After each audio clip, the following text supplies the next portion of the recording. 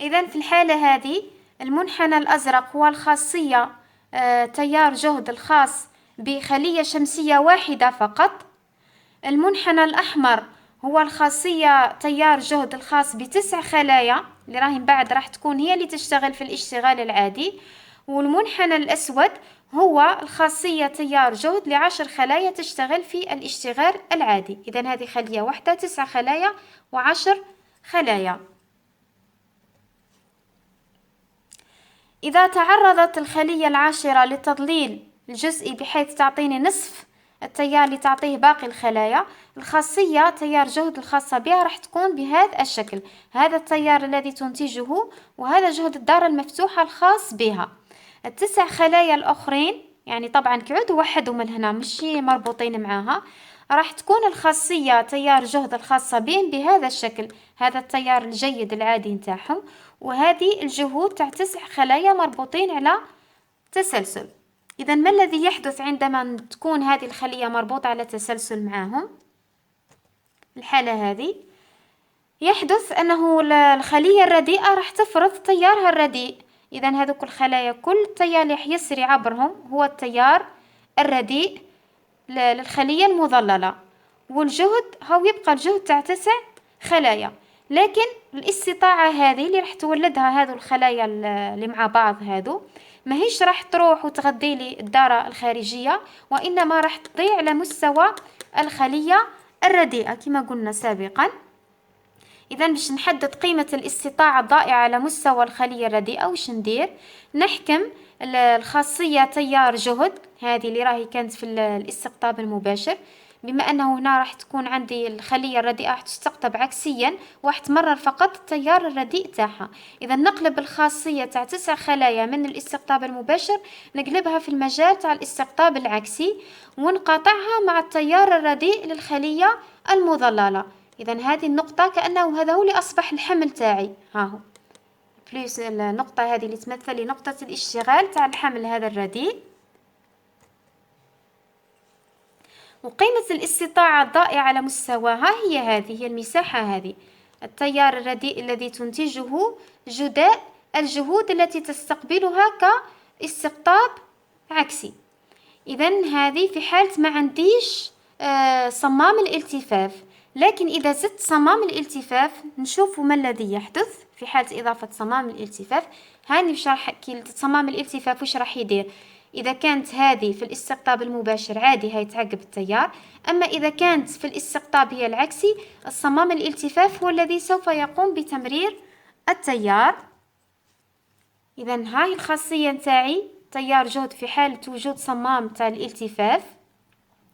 إذا طالما كانت التيارات ضعيفة كما هنا تيار أضعف من التيار تاع الخلية الرديئة، طالما كانت التيارات الشدة نتاعها ضعيفة يعني مقارنة مع الخلية الرديئة، راح يبقاو الخلايا العشر يشتغلوا كل مع بعضهم عادي.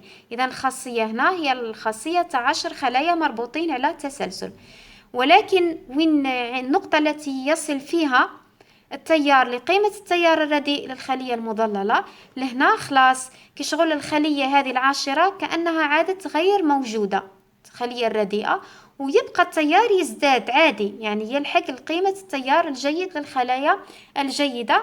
وفي الحالة هذه راهو قاعد يفوت عبر صمام الالتفاف. إذا هنا والاستطاعة هذه ككل راهي تغذي لي عادي في الحمل الخارجي، يعني ما عنديش ضياع على مستوى الخلية الرديئة. الضياع الوحيد اللي راح يكون فقط بقيمة الجهد الموجود على قطبي الخلية الرديئة اللي هو ما يتعداش كما قلت لكم جهد العتبة تاع صمام الالتفاف.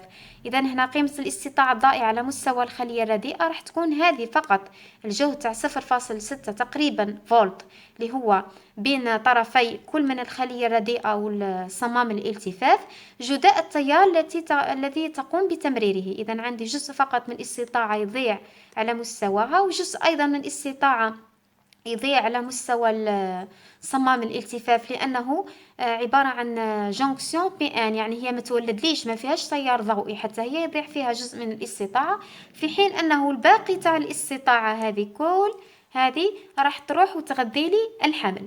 إذا هذه الخاصية تاع 10 خلايا كي يلحق للتيار قيمة التيار لا يعود أكبر التيار من قيمة التيار الرديء، يبقى يمر هنا، كان يمر على 10 خلايا، هنا يصبح يمر على 9 خلايا، ويبقى والاستطاعة ككل تبقى تغذي لي في الحمل الخارجي. إذا النقطة لهنايا اللي بقات هي فيما يخص طبعا من ناحية التكلفة. من غير الممكن أنني كل خلية أو كل خلية شمسية نعم ندير لها صمام تاع التفاف، لذلك كشغل نلم مجموعة من الخلايا الشمسية ونحميهم بصمام التفاف مشترك.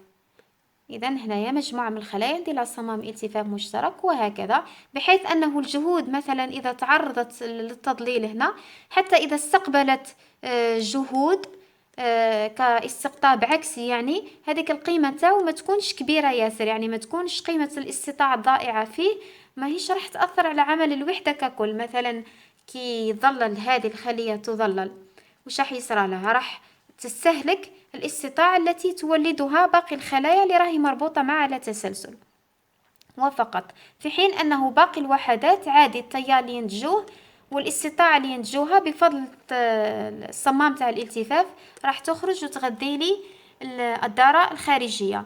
طبعا هنا عدد الخلايا التي يمكن أن تشترك في نفس الصمام دون إحداث أضرار تقريبا هو 15، معناها وحدة اللي فيها 36 خلية يكفيها صمامين للالتفاف حتى تشتغل بشكل عادي.